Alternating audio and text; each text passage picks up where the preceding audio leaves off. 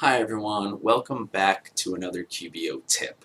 Last week we reviewed how to track mileage in QBO without a spreadsheet, without a third-party app. This week we're going to take a look at inventory. QuickBooks Online inventory is not as fully featured as its desktop counterpart. This can create issues when tracking inventory in QBO. There are two main issues that I want to point out today. Neither one is a deal breaker, but they should be kept in mind when working with inventory in QuickBooks Online. The first issue that I want to point out is adjustments. You can adjust the inventory quantity or starting value. Be careful when doing this. More often than not, I see this offset against opening balance equity, which is one of those I don't know accounts. QBO puts balances there when it really doesn't know where else to put them. Bottom line, opening balance equity should always be 0. Always. Let's check out the test company. Okay, so I'm in the test company now. I have the balance sheet pulled up, and if we look down here on opening balance equity, we can see that there is a balance in the opening balance equity. If I click in here for some detail, we can see there's a bunch of inventory quantity adjustments. So these are ones that were not done correctly. So how would we do it correctly?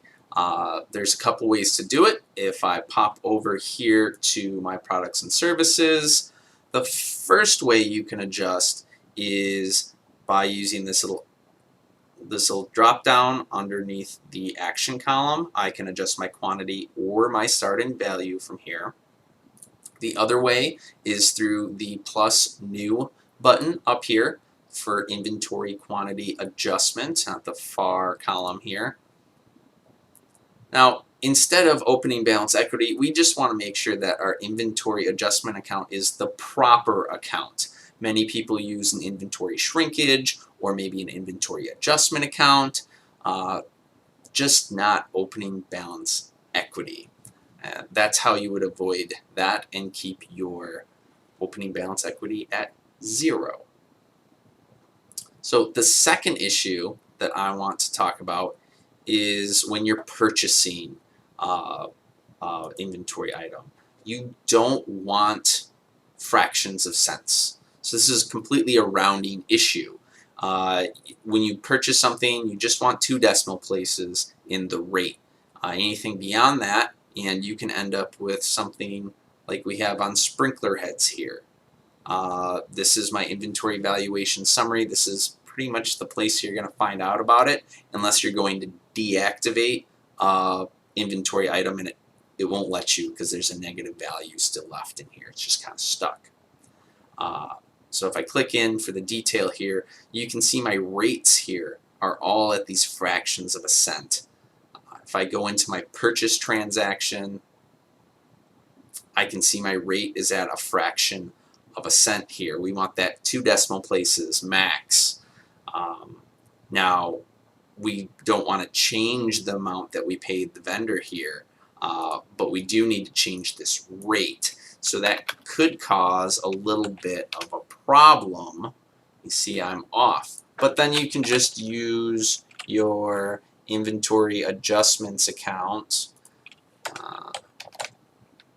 and adjust it up here so that you don't change your total amount. When we do that, voila, we don't have any weird rounding on that value. Our asset value is 0, which is what we need when it's a quantity of 0.